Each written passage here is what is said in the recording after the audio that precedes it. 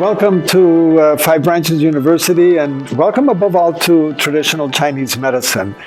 The fact that you're here today means that somehow the universe has put traditional Chinese medicine on your pathway.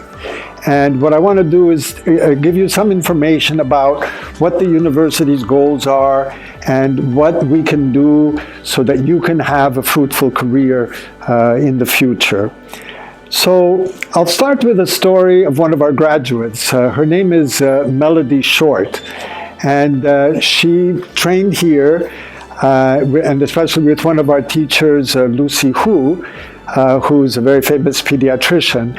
And then she moved to her hometown, which is Portland, and set up a practice. And she also taught at one of the schools there.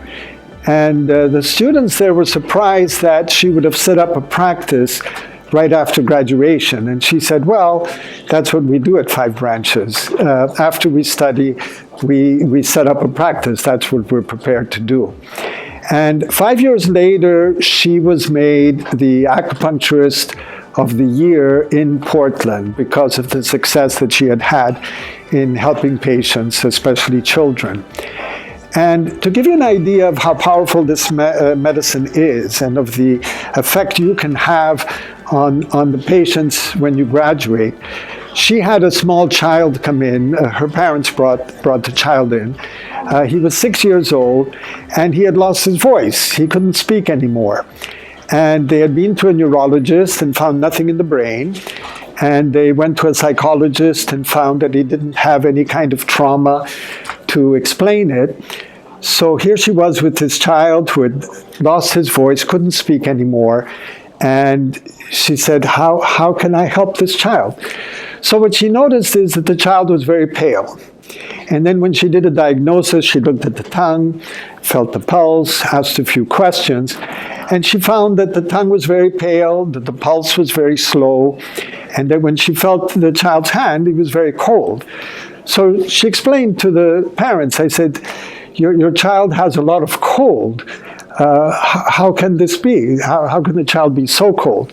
So the parents explained that they had been taking the child over to the wife's sister, the auntie, to sleep at night because the two parents worked, and so the child slept with the auntie, and then when they finished work, which was 2 or 3 in the morning, they would pick up the child and bring him home. So Melody mentioned to them, they said, well, are you sure you're wrapping up your child well enough when you take him home? So she did the treatment that she knew to do with traditional Chinese medicine for somebody who has excess cold, which is essentially certain acupuncture points and a warming technique. And the beauty of it is, as the child was leaving the office, he whispered, thank you very much, thanking her for helping regain his voice. So this is, in a sense, the essence of what this medicine can do and the effect that we can have in helping our society. And I will say that we're very fortunate to have a well-established emergency medicine system here in the US, Western medicine. So if any of us have a car accident or a stroke or any number of emergency situations, but for chronic conditions, the use of pharmaceutical products, the use of some of the modern medicine is not the best solution. And it really is becoming our responsibility in traditional Chinese medicine to have this medicine available for the public and for children and for elderly people. I'll tell you a little bit about my story. How come somebody with blue eyes, I used to have blonde hair, got so involved in traditional Chinese medicine. And it's because of this book. It's called The Web That Has No Weaver by Ted Kapchuk. Ted Kapchuk is a Harvard professor and doctor at Harvard, and he got fascinated with traditional Chinese medicine in the 1960s. And at that time, it wasn't easy to go into China. So he went to Macau with some other American scholars and studied traditional Chinese medicine and wrote this book about what is traditional Chinese medicine. And he explains it, of course, in traditional Chinese medical terms, but from a Western vantage point. And for those of you who haven't read this book, I highly recommend you read it. It'll help you decide whether this is something you want to do. And this is the book that I read at the time. I was studying a lot of martial arts and doing a lot of Asian studies. So that's the way I got into this. And the other thing I would say about this medicine is that it's really a commitment. It's a voyage that can serve you your whole life. If you know any TCM practitioners, you'll see that, you know, in their 60s, 70s, 80s, they're all in good health. Of course, they know how to take care of themselves. But just the style of practicing, where you have to walk and make herbs and talk to patients, will serve you for a whole lifetime. It really is a very healthy way to live, and of course a very meaningful way to give service to other people. About the future of our medicine, so we are the new kid on the block here in the U.S. This medicine has been practiced in Asia for, you know, many hundreds and thousands of years, and here in the U.S. it's much newer. But now it's actually licensed. We have national boards, we have national commissions. So it has been set up here in the U.S. to be a normal health profession. And the Bureau of Labor Statistics, which follows all professions, has given the health professions a special note of importance, because health professions and STEM, you know, the electronics and computer fields, are the two fields that are growing the most and are the most stable here in the U.S. So to be in healthcare or to be in the STEM are good ideas. It's where the economy is going. If you want to be a lawyer, it's a wonderful profession, but it may not be the best profession at this time, because there's many lawyers in the profession already, more than there's demand. Whereas with healthcare, it's the opposite. The other thing that's very significant for the future of our medicine, both in the U.S. and internationally, is this other book. So this book is printed by the World Health Organization, WHO. And what it is, it's the new code that's used by all doctors. It's called ICD-11. Right now we're using ICD-10. It's the International Codification of Diseases. And this new ICD-11, for the first time ever, is including traditional Chinese medicine.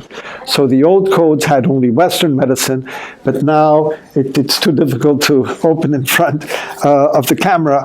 But if you were to look at the detail here, it's in 4 languages: Japanese, Korean, English, and Chinese, of course. And it's got spleen qi deficiency.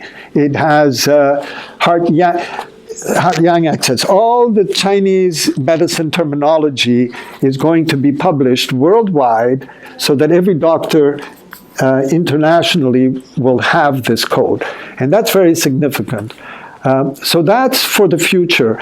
And the Bureau of Labor Statistics, not only have they prioritized healthcare as a growing profession, they have labeled a few of the healthcare professions within healthcare with the label Bright Future. That's the label they use.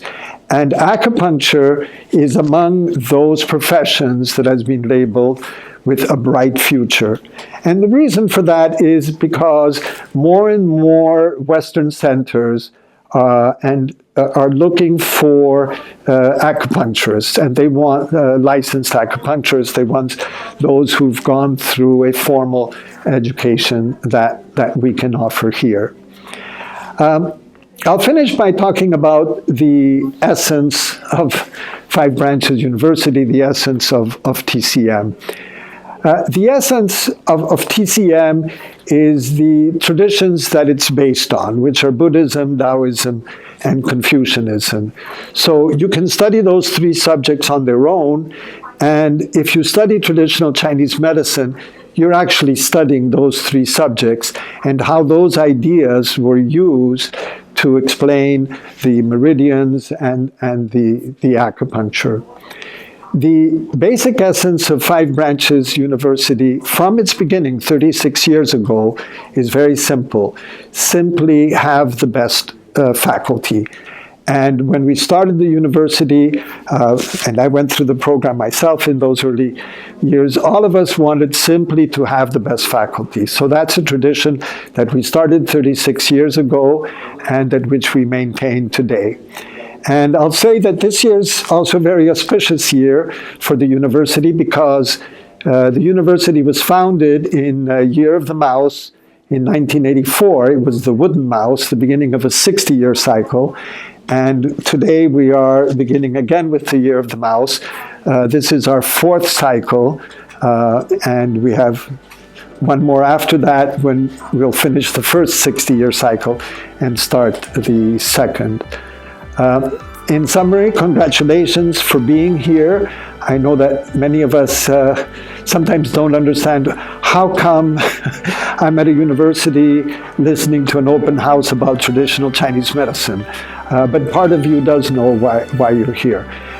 If it is a decision you make to study this medicine, I think you'll be very well rewarded, and having a strong foundation of education and clinical training at a university like Five Branches University will serve you very well for your future. As Dr. Amy Matecki, the head of the Integrative Medicine Department at Alta Bates Summit in Berkeley said, we are hiring your students because they have a very solid education. So that's what we offer, and it's been a pleasure talking to you. I'm sorry I couldn't be with you in person. Thank you.